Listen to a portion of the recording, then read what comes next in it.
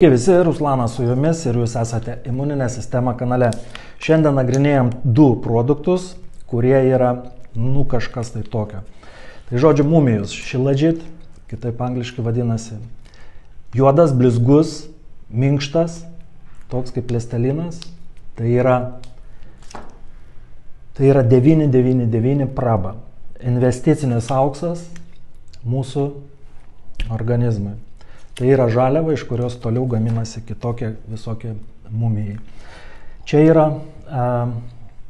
natūralus iš kalnų jau parneštas va toks mumijus. Galit pasižiūrėti, kaip jisai atrodo. Tai va, kietas toks, mokslininkai iki šios dienos dar negali atsakyti, kas čia per dalykas toks. Bet tai yra gaminys gamtos, Dievo dovana, gydanti mūsų organizmą. Daugiausia, aš va čia turiu pasižymėjęs, kas yra daugiausia su mumijom susijusi. Tai energija, nervinė sistema, bloga nuotaika ten dingsta ir panašiai.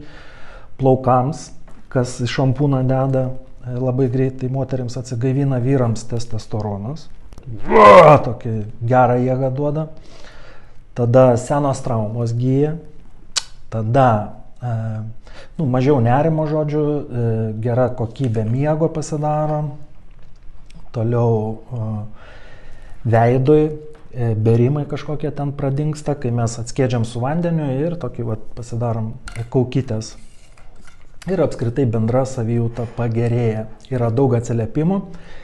Komentaruose pažymėsiu tuos atsiliepimus, jūs galėsit paskaityti. Yra grupė padaryta ir dalinuosi tais atsiliepimais.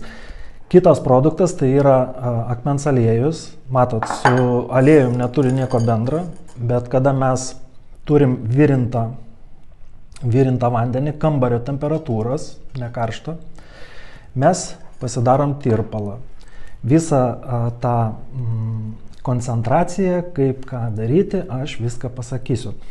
Tai dažniausia žmonės, kurie pradėjo vartoti mumijų, dajungia akmens aliejų ir efektas sustiprėja, galim sakyti, dvigubai.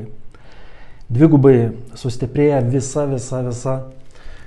kūno ta tokia būsena, energija, savijauta, viskas daug gerėja. Bet juos galima iškart jungti, todėl jie pas mane ir yra abu ant stalo. Ir tai nėra, kad juodas ir baltas mumijus. Čia yra legenda kažkokia, nesąmonė. Žodžiu, čia yra organinė medžiaga, o čia yra mineralinė medžiaga. Jos abu jungia tik tais kai kurie mineralai bendri ir kad jie randami kalnuose. Tai va, daugiau nieko jie neturi bendro. Šituos atrado 5000 metų atgal akmenukus, kada laižė kalnų ožkos ir žmonės pagalvojo, ką jis ten daro. Ką jos ten laižo ir kai suprato, kokias galias atveria tas akmens aliejus, tai imperatoriaus šeima tik galėdavo naudotis, tą privilegiją naudoti, vadindavo ilgamžiškumo, nemirtingumo akmuo ir panašiai. 1 gramas akmens aliejaus buvo prilyginamas 1 gramui aukso. Tai paskutinis buvo šiandien atsiliepimas apie akmens aliejų. Ir jūs tikrai rasit šitą atsiliepimą grupiai.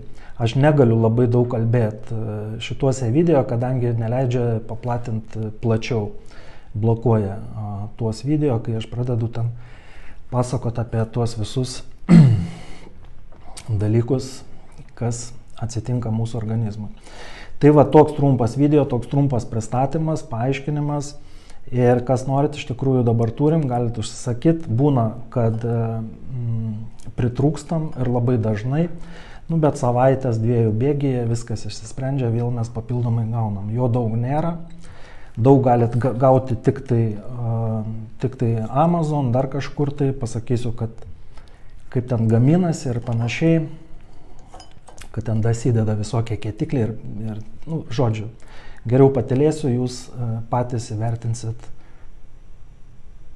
praleisdami visą produktą per save ir patirdami tuos pojūčius, ką patyrė dauguma jau iš mūsų imuninės sistemos klientų, draugų, sportininkų, seniorų, jaunimo ar panašiai. Tai va, tai tiek šį kartą ir susitinkam kitam video. Iki.